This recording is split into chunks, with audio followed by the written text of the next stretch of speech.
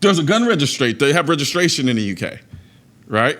Yes, they do. That should stop that. That should not be able to happen as fluidly as it does, or am I being naive? Well, I don't think you are being naive, sir, because I think you know better. But that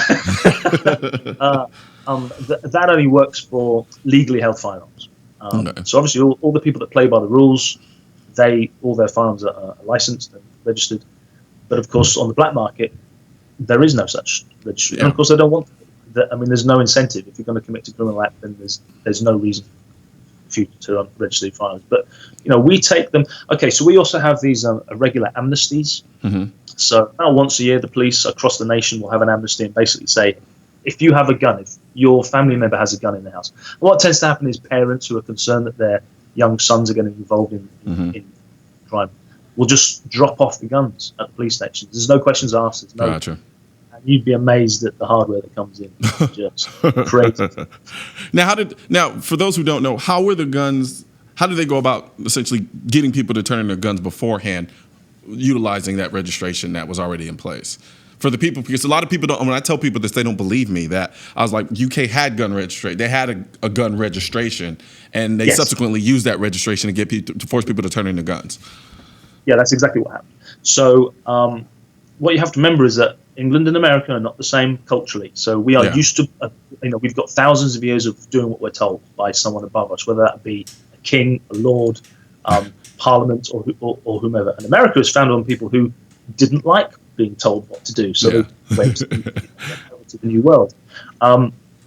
So everybody had a firearm. So particularly with the pistols, for example, everybody had a pistol legally, had it registered.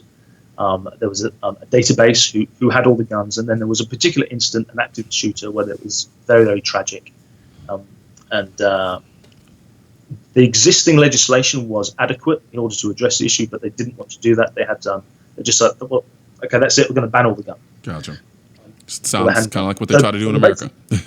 So they basically just wrote to all the licensed people and said, you've got 3 months to hand your guns in. And they did, because if you didn't, then you went to prison, and they knew you had the guns, so you couldn't just say, I sold it to a guy. Well, who's the guy you sold it to? Because it's still good. I mean, it didn't work. So all the legally held handguns, they all got handed in, because you had to. You had no choice. Whereas all the illegally ones, we're still there. They did not. So I always try to explain to people in the UK and over here, you can't do that in America because the genie's out of the bottle. Yeah. The gun, even the legally held firearms, there is no central registry. You can't retroactively encourage people to, those guns that you have that we don't know you have, or can you just turn those in? Like, just put them in this box for us, please, pretty please. Yeah, turn in your $4,000 AR that you have. Speaking of ARs,